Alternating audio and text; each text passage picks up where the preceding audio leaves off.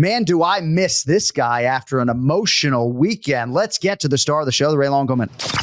It's now time for the Ray Longo Minute. I want you to punch a hole in his fucking chest. That's what I want. The Ray Longo Minute. Starring Ray Longo. The John Anik and Kenny Florian Podcast.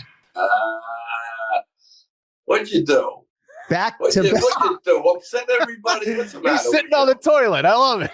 No, really, I'm taking a dump. I hope you guys don't mind. I figured after your outburst this week, taking a shit while they do the podcast isn't the worst thing that could happen.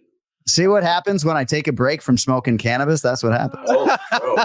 First you attacked me, and then you went on a rant. What the hell was going on with you? I feel bad because when I was talking to you, I didn't realize the severity of what was going on. And guys in the gym were walking over. Anik, he's quitting. He's doing football. What are you talking about? Yeah. So I hope you upset the whole gym. You happy? Yeah, happy? No, I don't even really know what to say.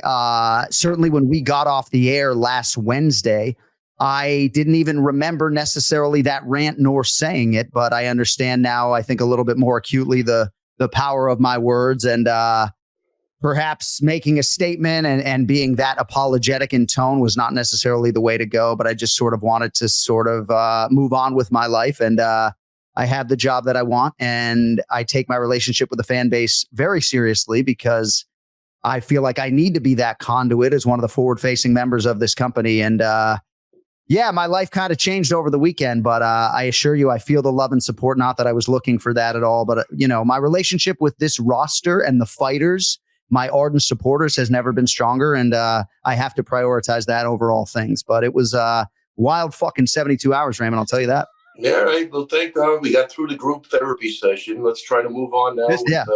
Now, what's behind us is not in front of us, John. Let's just keep moving forward, man. This is what happens when you stop smoking, bro. I'll tell you what. No, I'm actually, it is, we don't have to talk about it, but I read your statement, man. It was crazy. But that's the nature of this beast, I think, no? Yeah, and I really don't want to dig too deep into it, but I just had a moment here on the podcast. It wasn't really anything more than that. And I guess it was just a lot of allegations of bias in that specific fight that kind of set me off. But tremendous support from the UFC. Had a long chat with my boss, Craig Borsari. And we're on to Anaheim as I close the statement with. But Ray, I have a lot of things I'd like to get into. And just you mentioned Craig Borsari, man. What a nice guy. That's one of the gems in the industry. That guy. No doubt about it. That's a good dude, no matter what. So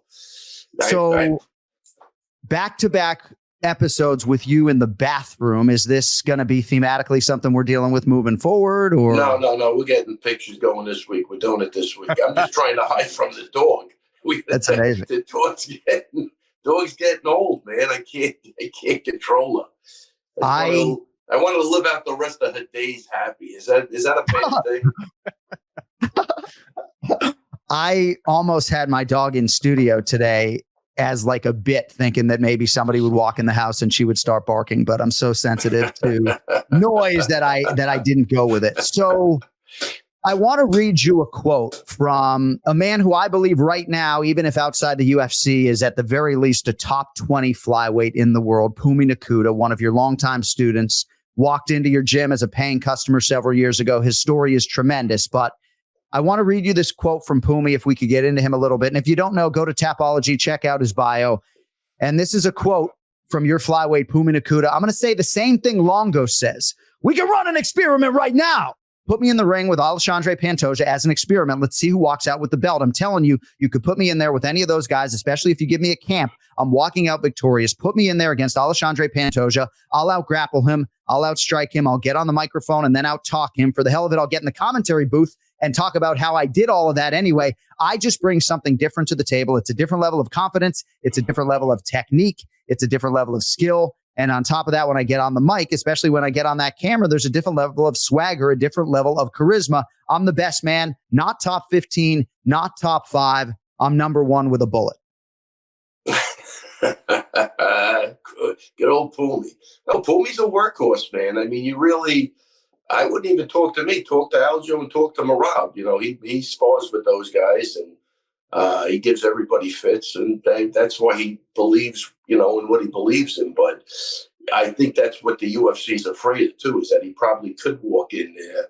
It's like Bo Nickel. Not that I'm not putting him in like a Bo Nickel category accolade wise, but like Bo Nickel could walk in and win the championship. I really believe that. I don't know if you agree with me, Kenny, or not, but he could probably walk in there and win that championship just because he's so strong in the grappling department, and probably he's going to get what he wants. But I don't think that's what they want. They didn't like Demetrius Johnson. He's kind of similar to that type of style, and they just don't like it. So it's a hard thing, but I don't think they're thinking he can't beat people. It's the way he's going to beat them, which I happen to personally think is very exciting. But I love beauty and technique. You know what I mean? Like, who doesn't want to watch Demetrius Johnson fight? I think he's the GOAT for various reasons, and just watch the guy move and listen to him talk. He's a great ambassador, and he was a great champion. But Kenny, can you talk about Bo Nickel just for a second in that context? Because Nassourdini Mavov and Roman Dolidze are ranked 11th and 8th respectfully in the middleweight division right now. They're fighting in a UFC main event this weekend, and it stands to reason that Bo Nickel would certainly be favored over those two gentlemen right now in a combat sports setting, right? So do you believe Bo Nickel right now could go in there and win the middleweight championship against Dricus du Plessis? I certainly think it's possible. Again, Ray's right. When we're looking at skills, if we're rating skills and we're talking about a skill set, Bo Nickel's skill set in that division in particular is going to be one of the toughest to beat. The problem is he doesn't have the kind of experience of a DDP or Israel Adesanya, all that stuff, which absolutely makes a difference, right? Being able to do that stuff when it matters, when it counts, at the highest level, when the lights are brightest, all that stuff. Now, Bo Nickel has literally tens of thousands of matches under his belt since he was a kid as a wrestler. So he's been in the spotlight. He's been the best wrestler in the room since he was a little kid. So he knows what pressure is like. So as far as performing, I don't see that being a problem. But absolutely, I think he's one of those guys that could do it. I don't think he should do it at this stage of the game. Get some more fights, get some more experience, make sure that when he does get the belt, he can keep the belt. But yeah, I do think he's that good. I do think he's that talented. Yeah, and then, John, let me say something. Chris Weidman, when he was coming up, what did he have, 4 or 5 fights? Right. He got in the UFC, and then how many fights did he have when he fought for the title? And he didn't fight for the title. He fought the best motherfucker in the world for the title that was pissing on people, making people look stupid, and he beat him 2 times in a row. Yep. And Bo Nichols, like again, I don't know. I'm assuming the mentalities have to be similar since, the route they went. And Bo Nichols' accolades obviously trump Weidman's accolades, but, Weidman was a street kid too. And I think that played into it a lot when we were coming up, because he did love to fight. But I think he's a perfect example of what could happen with hardly any fights. And he fought the greatest of all time. I think almost, or he's in the category of that. And I think a lot of people defend that. So that's where I'm coming from with that. I think I've seen it before. And Bo Nichols seems like, when I listen to him speak, he has the confidence. We know he's got the wrestling chops. He looks like his hands are good. He's throwing. His mom was a boxing coach. I say throw him in there. All right, so one of my favorite people in the UFC is our handsome matchmaker, Mick Maynard, and it happens to be his birthday today. So happy birthday, Mick, right? But nice. Happy birthday. You mentioned sort of his name in that answer about Pumin Auda, and it seems like maybe there is some promotional pause to sign this flyweight right now, and I'm curious as to why. I mean, he seems to have all the skills. You mentioned that maybe they don't want to expedite things, but you can certainly do worse than bringing him in and having him fight a guy who's top 25. But I don't mean to put you on the spot, but I don't quite understand the disconnect as to why seemingly one of the best flyweight prospects in all of MMA is not of immediate interest to the combat sports leading UFC. Well, that's 100%. First off, I didn't mention Mick Maynard's name. You didn't? Sorry. That's a question for Mick Maynard. Well, I didn't mention it. I didn't mention it today on the show, I should say. But that's a question for Mick, John. You know what I mean? Right. And trust me when I tell you, I've spoken to him. He'll have no problem, all right, speaking his mind to you. Well, I remember Dennis Bazookia, and it's a totally different case, right? But it took him a while to sort of break that UFC door down. And I do think eventually Pumi's going to be in, and maybe he'll be better off for it, right? I think he was born in 1995, and he just has more experience, more high-level experience than Bo Nickal, even right now, despite the fact that Nickal has been in the UFC. Does he not, right? I mean, he's got more fights than Bo Nickal. Pumi does. Well, he's got more fights than Bo Nickal, but, the background of experience, I wouldn't put him in that category. All right. Yeah. All right. Well, we'll see. We'll see what happens for Pumi Nakuda going forward. I want to ask you a little bit about UFC 300.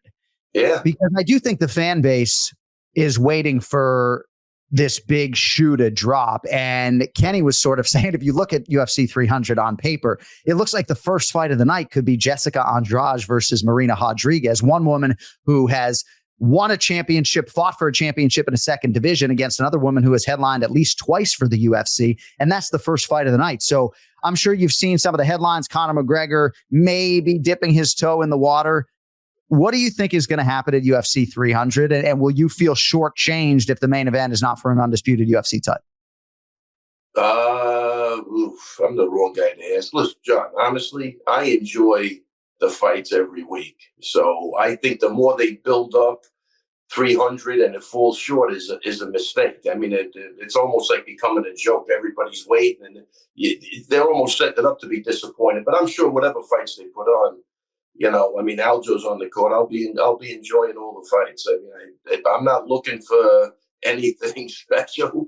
I just, I don't know. I'm simple, man. I really am. I'm simple. So no, I won't be shortchanged if they don't do anything. I just want to see good fights. As long as the matchmaking's good, I'm good to go, and I'm very psyched on Aljo versus Calvin. So I mean, that's all I'm really going to concentrate on. But I'm a junkie at this point. You really are. It's crazy, really right? junkie, Like you weren't always that way. We launched this podcast in April of 2015. We're coming up on the 9-year anniversary. And maybe you have been that way for a decade, but you're like the anti-fucking Mark Henry. He was on here and we're like, hey, just keep Frankie Edgar get inducted into the Hall of Fame. He's like, no, I don't watch MMA. Wait, he knew Frankie was getting inducted, though, no? No. He didn't know. He'll be there this summer, but no, Frankie was probably banging Hallerhead all day and had no idea they were about to send him to Media Row. Wow. Listen, I like that, man. The guy's moved on with his life. He always said after Frankie, look, they had a special relationship. And he always told me after Frankie, he was basically done. So I think that's what made that, relationship special. And, God bless him, man. He moved on with his life. The world doesn't revolve around MMA. Unfortunately, for my boring life, it does. But, besides that, people have other things to do. But I kind of admire that in him. I really do. Yeah, he moved on. He did it. He came in, he did his thing, and he got out. So. And he also makes so much fucking money making pizza, right? He opened a second Pino's in New Jersey, Woodbridge, Cody's telling me, right? Like guys like Corey Anderson and Kenny Florian will tell you, it's not important to look rich. It's important to be rich, And I think Mark Henry's probably rich at this point. So no, without a doubt. That's I agree. It's more important to be rich. Corey Anderson's like, I'm not trying to look rich. I'm trying to be rich, right? Like I drive a fucking minivan. I'm not rich, right? Like Corey Anderson is. I drive a minivan for more reasons than one, but we're in the process right now of potentially getting my wife a car that she's not perpetually embarrassed in, right? So trading in the minivan, but I said to her, maybe I'll trade in the Audi SQ5, which is my car that's just really fast, but other than that, not particularly functional. And I said, maybe I'll keep the minivan. And she's like, I want to drive a minivan. Like she's like, you're going to be driving a UFC 299 in Miami. Don't you want to take the Audi? No, I want to drive a mini. I want my boss to see me pull up in a Honda Odyssey with no rims. Hey, listen, that's an old school thing with guys that own companies, man. They drive in Benzes in their neighborhood, but when they go to work, they take the shit box so that everybody thinks they're not doing good. Right. Let me tell you something. When I pull up in a caddy, I'm getting charged more money for some reason. No doubt. It's really the way it goes. You know what I mean? Yeah. So, It is what Well, it and I is. dressed like a complete bum. I mean, if you see on the wide shot right now, we could barely see I'm wearing like sweat shorts and my daughters are completely mortified as to how I dress. So I look the part when I get out of a minivan that's all beat up. You mentioned, I love it. And I give you what I was wearing, John, but I move into the toilet bowl. So I can't. I'm stuck here. So it's interesting. I lost a girlfriend, a woman that potentially I was going to marry because I spoiled a surprise. There were other reasons why I lost this woman, right? But I spoiled a surprise party, but I was coming from a good place, right? But I ended up spoiling a surprise and she never forgave me, right? So Frankie Edgar was going to be inducted into the Hall of Fame. And my bosses would have killed me if I had spoiled the surprise. But we had Frankie on the show last week, Kenny, and he sort of intimated like, yeah, next time, like, tell me, dude, like I'm drinking and doing all these things. I think it would have been nice for Frankie to have the heads up in that particular setting. But Ray, it was not my position to spoil that surprise for Frankie. But I think he would have liked some advance notice. Well, listen, at least you learned your lesson. You're a quick learner. That's good. You know what's funny with that? Sarah, I forget which birthday it was. Probably, well, I don't even know, but he had a surprise birthday party. His wife was throwing him. And there was one of his instructors kind of posted something on Instagram that gave it away. He never forgave the guy. So this surprise party thing is, I know where you're coming from. I mean, he was really, really pissed off because he thought it was done on purpose.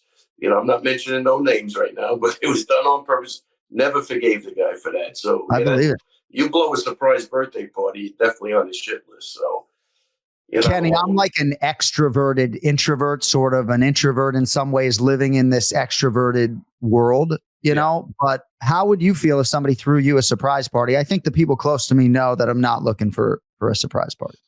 Yeah, I'm not a huge fan of surprises in general, let alone surprise parties. I just kind of be like, hey. Man, yeah, interesting. I'm with you, and John, I'm with you. What are you, an introverted extrovert? I really believe that. My wife threw me one surprise party from when I was 40. That was it. I don't even like celebrate my birthday, especially at this time. I mean, it's crazy. So yeah, no surprise parties. Another no with me. When we go out to eat for my birthday, don't you fucking tell the place it's my birthday where they bring a fucking cake and I got 4 fucking Strombolis fucking wishing me a happy birthday. I want to kill myself, man. You got to put your foot down sometimes. That's grounds for divorce as far as I'm concerned. Don't ever fucking sing to me in a restaurant, you know? And my twin brother and I will get it like, it's the fucking twins, you know? Look at the weird freak show. They look and sound the same. It's their birthday. Never. You got to sit there and make like you're happy. Happy birthday. Thanks, buddy. Fuck this, man. I get it. Guys came here to eat. That's it. Well, right. I got one daughter who wants to wear like a birthday pageant band around her and have the whole restaurant sing to her. The other's like, Daddy, please don't tell anybody. I'm like, thank you, Tatum. I don't want to let everybody know it's your birthday. Hey, Ray, I have one more thing for you if I could. So Aljamain Sterling always had to go to great lengths to make 135 pounds. Maybe it was easier when he was fighting Johnny Eduardo back in the day, but this is a man who had to go to great lengths to make the weight, and now he's competing at 145 pounds. Reciprocally, we have Kayla Harrison making her UFC debut at 135 pounds, and Miesha Tate was quoted on SiriusXM this week, and she essentially mentioned the time that she remembers when Kayla Harrison was imploring the PFL to have a 155-pound division, Ken Flo, never mind making 145 pounds. And she says, I guess I'm speaking from personal experience because when I went down to 125, although I did it and still at a pretty decent camp, I just didn't perform at my best. And I think Kayla is just used to being a big, strong woman, that she won't have that on her side. And I'm really curious to see how that's going to benefit her with someone like Holly, who really does move so well. Obviously, there's the fight before the fight, and Aljo's going in the opposite direction. But what are your thoughts on Kayla Harrison fighting at 135 pounds and how it potentially could impact her performance against someone like Holly Holm? Yeah, me personally, I think it's going to have a big impact. I mean, Holly Holm, even though she's getting older, I don't think it's a joke. If you ever looked at, I had a buddy of mine show me the line on that fight, John.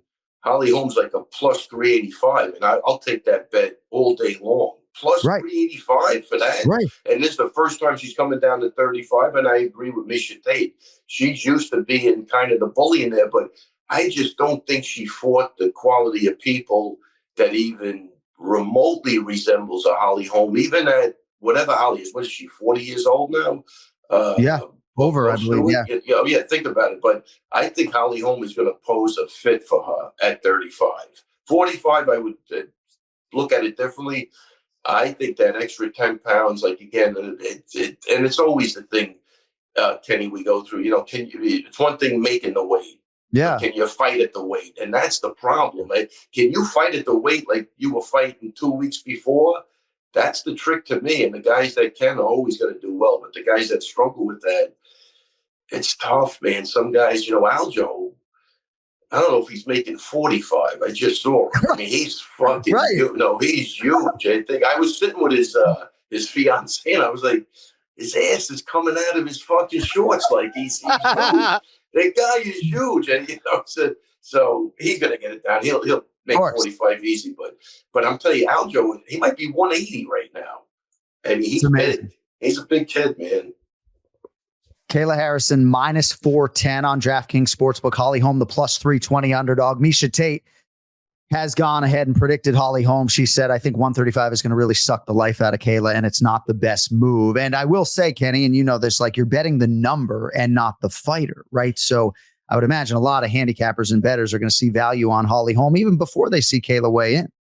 Yeah, listen, I don't think it's going to be an easy weight cut, but I would imagine, if Kayla, does everything like the way she has done, in a very professional manner, that she has the right people around her, that they believe that she's going to be able to do it and do it well. And that's the key, man. For me, I think it all comes down to how well that weight cut goes. If the weight cut goes well, and she's able to use that as a positive test run, I think she'll be extremely successful and ultimately be a champion in that division. But that's the big question mark for me, is really making the weight. Holly is never going to be an easy fight for anybody.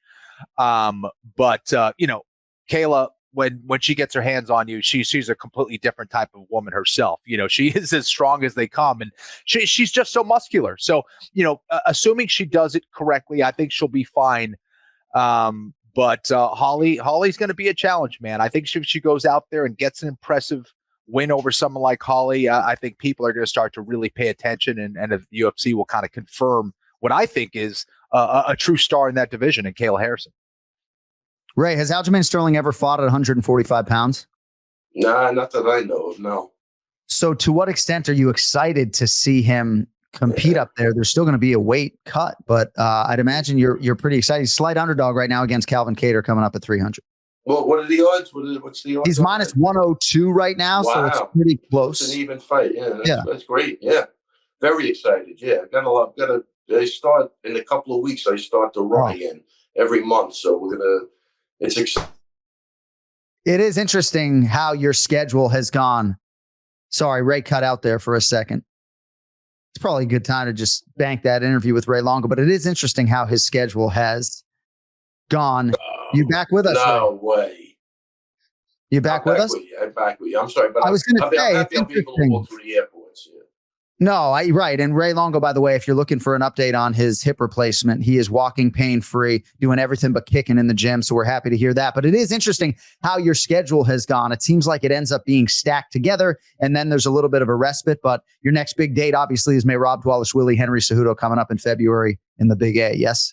Oh, yeah. Very excited for that, man. And I'll tell you what, man, shout out to Merab, because I don't speak to him, obviously, like I used to. But this guy, if he's writing his own material, I think they're blowing something with this kid too. He's good, man.